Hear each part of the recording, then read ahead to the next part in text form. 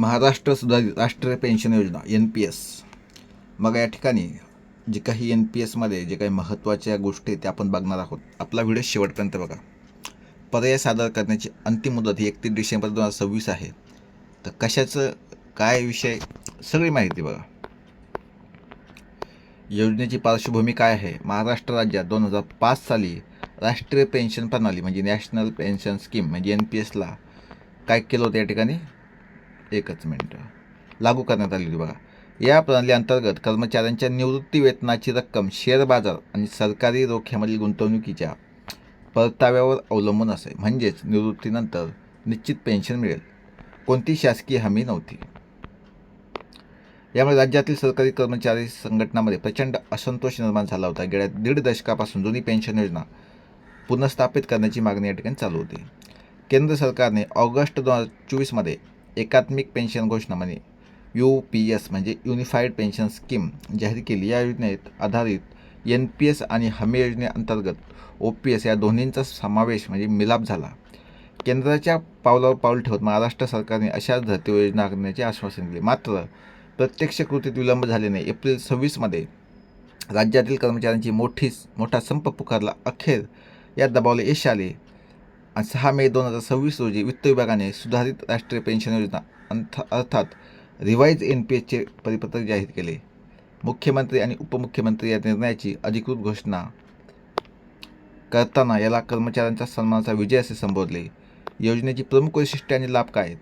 तर सुधारित NPS योजनेचे सर्वात मोठे आकर्षण म्हणजे निवृत्तीनंतर खात्रीशीर निश्चित अंदाजे मासिक उत्पन्नाची म्हणजे गॅरंटीड मंथली इन्कम हमी देते. पेन्शनची नेमकी रक्कम ही कर्मचाऱ्याच्या एकूण सेवा कालावर अवलंबून असते. खालील सारणीत सविस्तर तपशील बघा. 20 वर्षे किंवा त्याहून अधिक सेवा केली असेल तर शेवटच्या घेतलेल्या मूळ वेतनाच्या 50% रक्कम पेन्शन मिळेल. महत्त्वाचं म्हणजे या रकमेवर दरमहा महिन्यांनी जाहीर होणारा महागाई भत्तासुद्धा स्वतंत्रपणे जोडला जाईल. कालांतराने पेन्शनचे मूल्य घटू नये म्हणून तरतूद अत्यंत महत्त्वाची आहे. 10 ते 20 वर्षे सेवा असेल तर ज्यांनी किमान 10 वर्षे सेवा पूर्ण केली पण 20 वर्षाचा टप्पा गाठता आला नाही त्यांची पेन्शन प्रमाणशीर पद्धतीने निश्चित केली जाईल. म्हणजे जितकी सेवा जास्त तितकी पेन्शन अधिक हे गणित सेवा वर्षांच्या प्रमाणात पेन्शनची टक्केवारी ठरवून देईल. त्यानंतर किमान पेन्शन हमी. किमान हमी पेन्शन म्हणजे मिनिमम गॅरंटीड पेन्शन म्हणजे किमान 10 वर्षे पात्र सेवा पूर्ण केल्या प्रत्येक कर्मचाऱ्याला दरमहा 7,500 पेन्शनची हमी. म्हणजे या ठिकाणी बाजारात कितीही मंदी आली तरी ही रक्कम मिळणारच. हा योजनेचा सर्वात मोठा सुरक्षा कवच आहे. कौटुंबिक पेन्शन. दुर्दैवाने कर्मचाऱ्याचे निधन झाल्यास नियुक्त नॉमिनी यांना मूळ पेन्शनच्या 60% रक्कम आजीवन मिळत राहील. कौटुंबिक पेन्शनवरही महागाई भत्ता दिलासा लागू राहील. सेवानिवृत्ती ग्रॅच्युटी. निवृत्तीच्या वेळी रकमी मिळणाऱ्या ग्रॅच्युटीचा लाभ मार्च 2023च्या आदेशाप्रमाणे कायम राहील. यात कोणताही बदल झालेला नाही, लक्षात घ्या.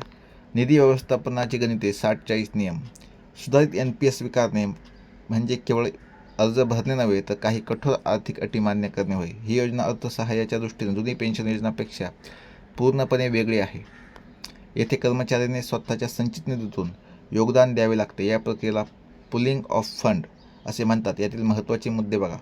60% निधी शासन खात्यात जमा करणे.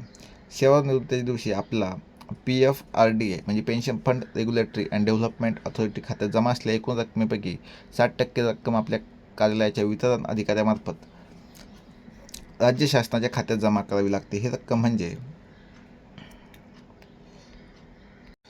रक्कम म्हणजे शासनाकडून भविष्यात मिळणाऱ्या हमी पेन्शनचा मुख्य स्रोत आहे. 40% ॲन्युइटी खरेदी बंधनकारक.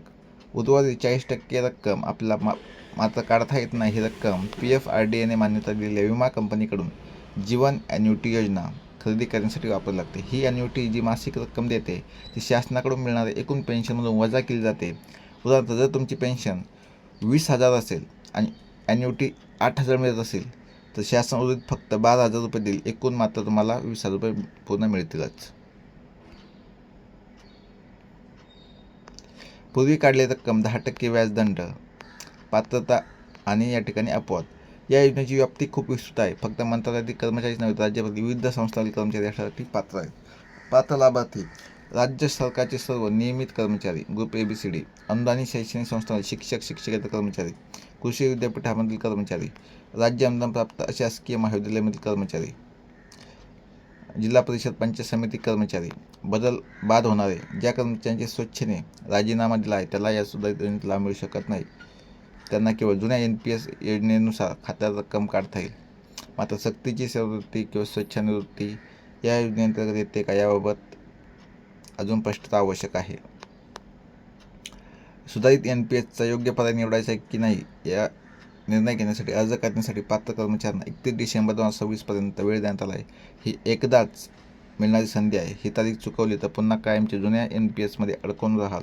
ही मुदत लक्षात ठेवून त्वरित या ठिकाणी DDOशी संपर्क साधा, हा अर्ज भरा आणि या ठिकाणी जुनी पेन्शन विरुद्ध सुधारित NPS तुलना बघा. बरेच जण ही योजना म्हणजे जुनी पेन्शनच आहे असा गैरसमज करून घेतात, पण तसे नाही. OPSमध्ये कर्मचाऱ्याच्यापासून कोणतेही योगदान नसताना शासन संपूर्ण पेन्शनचा भार उचलत असे. सुधारित NPSमध्ये मात्र कर्मचाऱ्याने आयुष्यभर केलेली बचत 60% शासनाला द्यावी लागते, तर OPSमध्ये पूर्णपणे शासन देत असे.